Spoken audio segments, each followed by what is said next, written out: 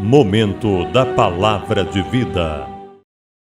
Em Zacarias, no capítulo 3, diz o seguinte, que o sumo sacerdote Josué, ele era um sumo sacerdote que acabara de receber a unção sacerdotal. Então o texto diz que ele era um tição tirado do fogo. Mas a Bíblia também diz que Satanás se pôs à sua mão direita para se lhe opor. O diabo se colocou do lado direito dele para impedir que o ministério dele fosse para frente, que a vida dele fosse para frente. Deixa eu falar uma coisa para você. Aquilo que Deus reservou, aquilo que Deus preservou, aquilo que Deus colocou para acontecer na sua vida, só você pode impedir.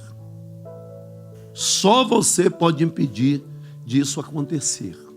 Que isso, pastor? Mas Deus é soberano? É. Quando Ele quer mostrar soberania, Ele mostra, mas não é regra geral. Deus respeita as decisões do ser humano. Se o ser humano decidir aquilo, o problema é dele. Deus pode até deixar ele fazer do jeito dele. Agora, sempre que Deus tiver um propósito, uma coisa maravilhosa para acontecer na sua vida, o diabo vai se colocar do lado direito, para impedir que você chegue lá, que você alcance o que Deus quer que você alcance. Sempre vão acontecer alguns obstáculos para você não chegar onde Deus quer que você chegue.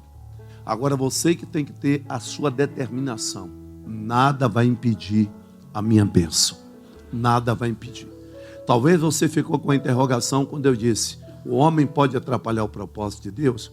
A Bíblia diz que uma certa feita, o Senhor Jesus estava no monte orando e os discípulos foram atravessando um braço de mar.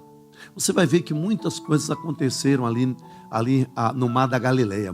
A maioria dos milagres, dos acontecimentos bíblicos aconteceram ali no mar da Galileia. E foi exatamente ali. E o Senhor Jesus estava no monte orando e os discípulos estavam também ali atravessando o mar. E quando ele estava atravessando aquele lago, de repente, o Senhor Jesus começou a andar sobre o mar e foi de encontro a eles. E está escrito que Jesus queria passar à frente da embarcação. Está escrito assim, Jesus queria passar à frente do barco. Mas os discípulos pensavam que se tratava de um fantasma e começaram a entrar em pânico. Aí Jesus subiu no barco.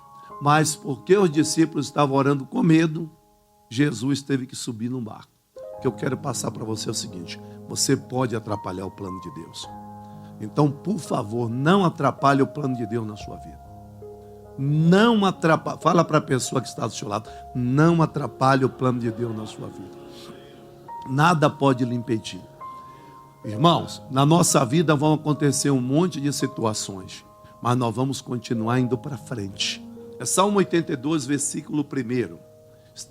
Salmo 82, verso 1. Onde é que Deus está, pessoal? Na congregação dos fracos, dos moles, dos débeis. Na congregação de quê? Dos poderosos. Julga no meio de quem? Dos deuses. Tá? Ele julga no meio dos deuses. Deus está na congregação dos poderosos. Quem são os poderosos? Os poderosos são aqueles que dão crédito à palavra de Deus. Alguém lembra o que diz 2 Crônicas 20, 20?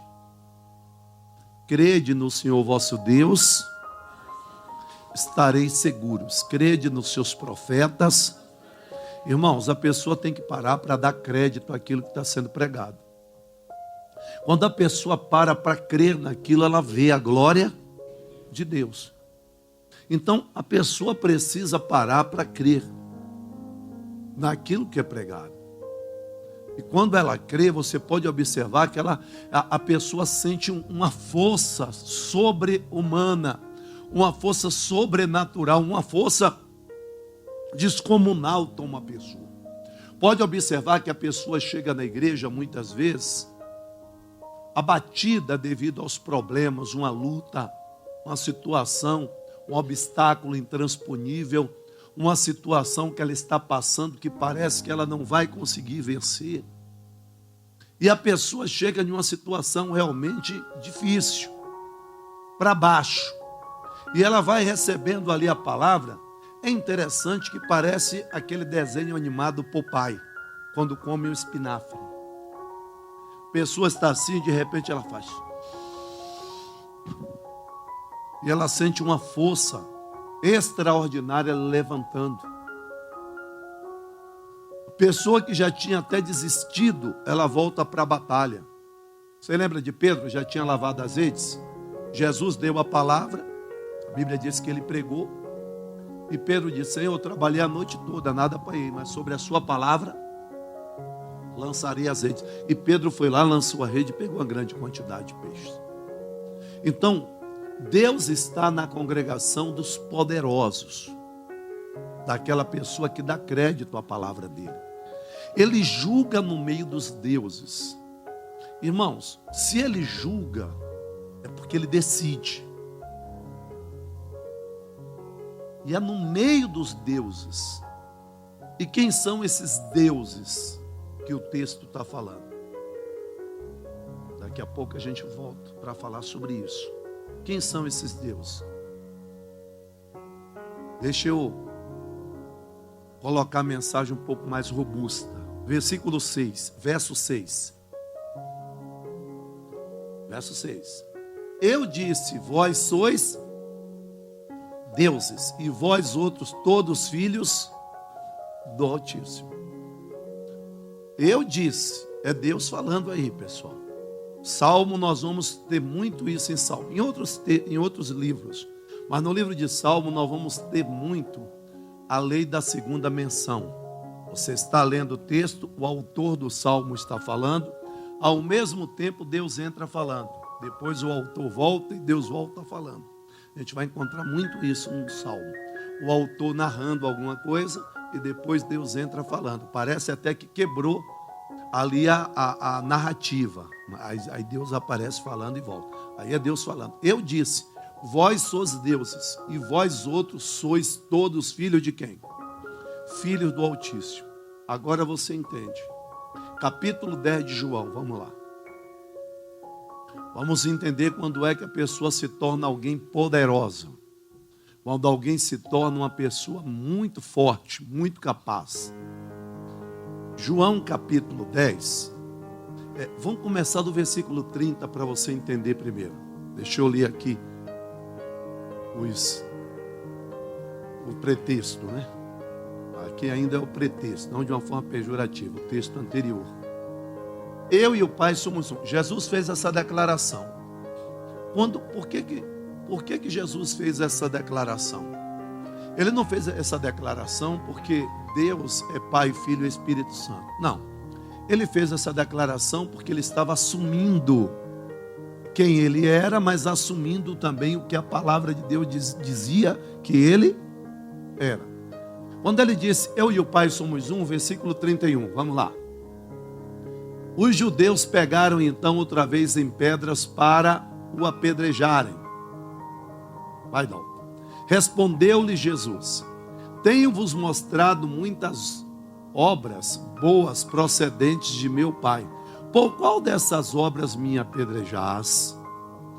Os judeus responderam, dizendo-lhe, não te apedrejamos por alguma obra boa, mas pela blasfêmia, porque sendo tu homem, te fazes Deus a ti mesmo. Agora veja, vai. Respondeu-lhes Jesus, não está escrito na vossa lei? Eu disse, sois deuses? Nós acabamos de ler em Salmo lá. Não está escrito na vossa lei? Eu disse, sois deuses? Lembrando que esses deuses ali, o texto todo está em letra maiúscula, mas você pode observar que está escrito na sua Bíblia com letra minúscula, esses deuses. O que significa ali, vós sois deuses? O texto está dizendo o seguinte, o texto ali está dizendo o seguinte, vós sois deuses. Deuses que o texto está falando é alguém que tem um poder sobrenatural, um poder sobre-humano, maior do que o poder de um homem comum. Por exemplo, Pedro e João subiam ao templo à hora da oração, 3 da tarde. O coxo estava lá. E naquela hora que o coxo estava, pediu a esmola e eles disseram: não temos prata, mas em nome de Jesus Cristo Nazareno. E o coxo, ele agiu como um homem comum ou agiu como o próprio Jesus agiria? E por que ele agiu como o próprio Jesus agiria? Porque o poder que estava em Jesus estava nele. Através de quê? Porque ele assumiu o que Jesus falou para ele. Jesus tinha dito: o que crê em mim, em meu nome, fará as mesmas obras que eu fiz. E ele fez a mesma obra que Jesus faria. Aquela palavra estava nele. É aquilo que eu falei. Você chega na reunião para baixo, triste, abatido, decepcionado com alguma coisa, entregue. A palavra vai entrando em você e você vai se sentindo forte. Forte significa o quê? Poderoso. Você vai se sentindo poderoso. De repente, você que estava fora da batalha, você já volta para a batalha e diz: não, agora Deus vai me dar. E Deus termina dando a vitória. Momento da Palavra de Vida.